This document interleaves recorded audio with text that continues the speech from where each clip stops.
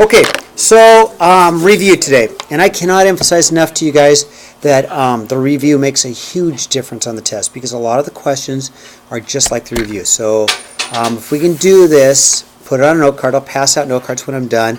Put the important information down, then you're going to be okay. Good? All right, so first of all, write the solution of this number line. Interval notation. Well, open circle, interval. So I'm going to go just parentheses, -3, comma, 4, bracket. Solid dot, bracket, open dot, parentheses. Thumbs up? Easy? Okay, good. Number 2, graph this number line. Okay, well, let's see. If I have to graph this number line, I need -4 on it. I need 1 on it, and I need 4 on it. And I don't need to have any other numbers. If you want to put them all on there, you can. I actually did on your quiz. I put all the little dashes in there, but, you know. So -4. So -4 is going to be an open circle because there's no little equal sign. So I'm going to put an open circle there. And then +1 is going to have a solid dot. And then 4 is going to have a solid dot because it has the equal sign. If it's equal to it, it's a solid dot. If there's no little equal sign, it's open. So x is greater than -4, but it's less than 0. That shades everything in between. It says x is greater than -4, but less than or equal to -1. That's everything in between. Or x is greater than 4. Well, that's just everything greater than 4. That's all of it. And I make the arrow at the end darker because it shows it keeps going, okay?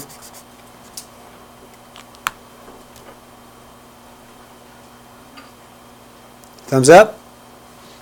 You can do this tomorrow, right? Good. Okay, number 3, list them in order from least to greatest. So, first of all, I mean, having a calculator really helps. I do know that pi, I know that one. I know that one's 3.14. If you don't know pi is 3.14, well, it is. Square root of 7, or square root of 3 is about a 1.73. And if you don't know, then hey, so go ahead and take your calculator. What is the square root of 3? It's about 1.3, 1.73. Okay, so you can do it. So let's see, what's the smallest number up here? Probably -4, right? Probably -4. And then what would be -1.2? What's the next smallest?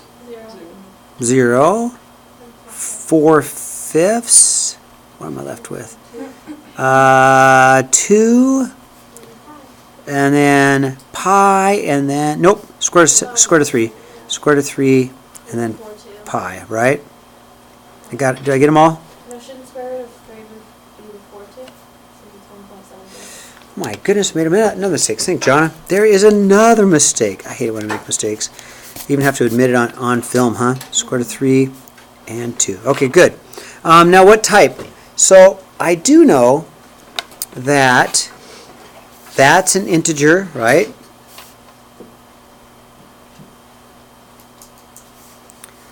That's a rational number. What, -1.2 is rational because I could make it into a fraction. That was rational. 0 is a whole number. 4/5 is a rational number because you can make it into a fraction, so that one's rational.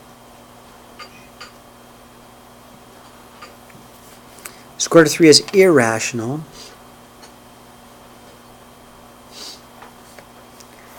Two is a whole number or an integer or a natural number. Let's go with natural number. Most specific. And of course, pi is going to be irrational because it goes on forever and never repeats. It's one of those weird numbers, okay? Okay, everybody good on that? And if you need to, and I'll pass out the note card in a little bit, if you need to put what all these numbers are, you can put them on your note card, right? Okay. I'm going to pass out a 3x5 note card when I'm done, and then you can... yeah. Okay, number 4. So 18. Let's make that a 9 times a 2, right? Because I want to find multiples that have a perfect square, and 9 is a perfect square. Square root of 9 is 3. Square root of 2 is just square root of 2, we leave it alone. 4 times 3 is 12, so we get 12 square roots of 2. Thumbs up? Okay. You guys can do this tomorrow? Good.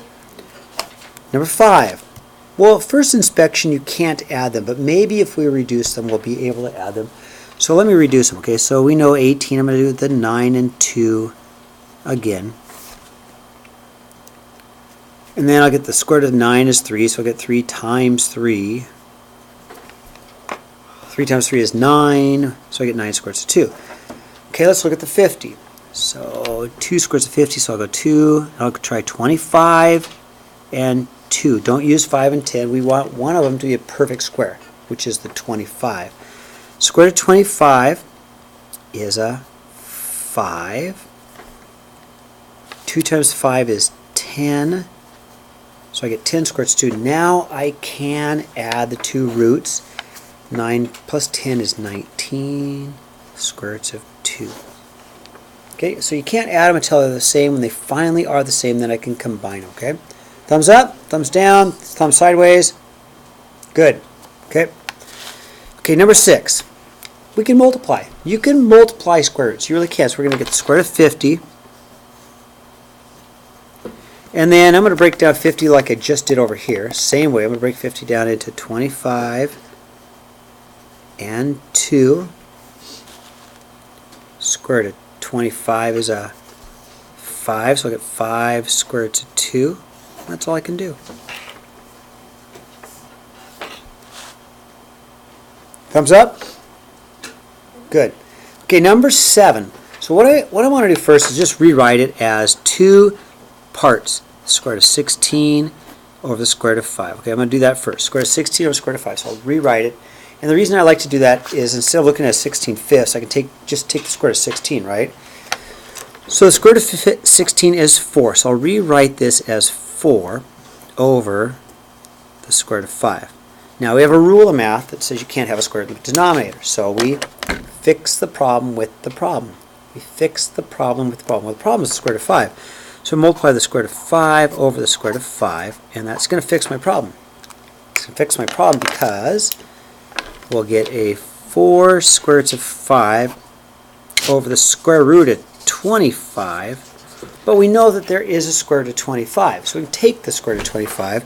So 25 is just a 5, so we wind up with 4 square roots of 5 over 5. Do not divide these. That is not a 5. That's 2.24 blah blah blah blah. Don't divide those. It says 5, that's not a 5, that's 2.24, yuck, yuck, yuck. Okay, it's a square root of 5, okay? Ready to turn the page? Am I doing okay? Alright. Okay, negative exponent. So here's the deal. Anytime you see a negative exponent, you know it's supposed to go on the bottom or on the top. It has to be moved. So I'm going to make a little fraction bar here, okay? And I could first make this an x to the 20, a z to the negative 12. Just multiply exponents, okay? Just did that first. Multiplied the exponents, I made x to 20, z to the negative 12. But I'm going to finish this up and bring the z to the negative 12 down. So on the top I'll have an x to the 20, and on the bottom I'll have a z to the positive 12. So if you get negative exponents, they have to move. If they're negative, they move down, or they have to move up, but they have to move, okay? If they're on the bottom, move them up, and if they're on the top, you move them down. Negative exponents are in the wrong place. Okay, number 9. All right, so first of all, before I do a whole lot, let me take care of this 30 divided by 5. Those are just regular numbers. 30 divided by 5 is 6, plain old 6. Now I'm going to move some things. I'll bring my x to the 5 up. X negative 5 becomes x to the positive 5. Okay, just move it up. X negative 2 has to come down to make it positive. So I'm just moving things around. If it's negative, I move it down. Or if it's negative, I move it up. But I'm moving my negative exponents, okay? And then over here, I'll move up the y1 with the y4, all right? So I just moved it. That's all I've done. Finally, I can combine some things. That's going to make an x to the 3rd because 2 of these will cancel with 2 of those. So I'm going to have a 6x to the 3rd, and I'll combine my y's and make it y to the 5th. What do you think? Thumbs up? Okay, good. Sideways? We're okay. Thumbs down? Okay, good. Alright, we're almost done. So 10, this is like our warm-up. Let's first multiply. So I'm going to get a 48. And then I'm going to add exponents. Now you got to be careful. When I say add, sometimes I really do subtractive, or I add a negative, right? Then we'll go 5 and negative 3. X to the 5, x to the 3 makes a x to the 2. Y negative 5, y negative 2 makes a y to the negative 7. Okay, so I'm just combining exponents. So I'm adding exponents. So then finally, I'm going to take this negative 7, so y negative 7, I got to bring it down. Because if it's a negative exponent, it's in the wrong spot. Everything else stays where it's at. The 48 stays where it's at. The x2 stays where it's at. And then y7 comes down. There we go. Not too bad, huh? Now, one thing I would suggest on your note card is you put the properties, okay? Because you don't know which properties I'm going to put on there, do you? But right off the bat, 11, x plus y equals y plus x. Anybody remember what that one is? Besides me? Starts with a C. Commutative. This one's going to be the commutative property of addition, okay? Commutative property of addition, because the order changes. If the order changes, x plus y, y plus x, it doesn't change the value of the problem, but it does use the property, okay? Number 12. How about multiplicative inverse?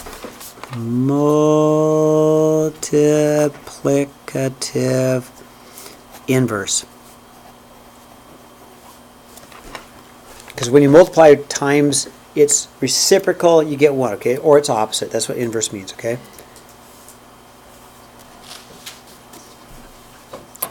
Hmm, 13. 7 keeps its identity. 7 plus 0 is 7. It keeps its identity. It stays 7. So this one's going to be the additive property of identity.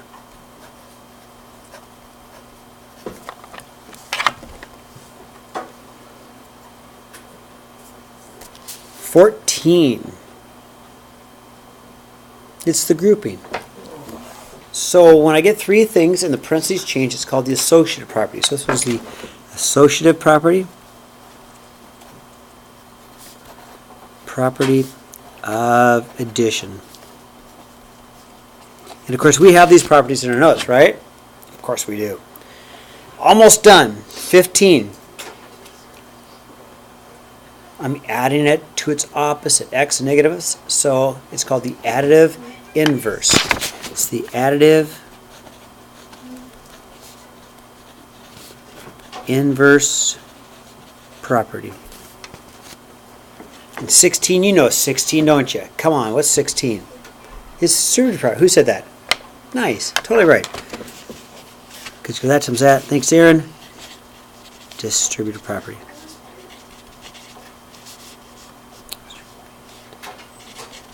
Distributive property of multiplication over addition, but distributive, okay? All right, so here's what I want to do.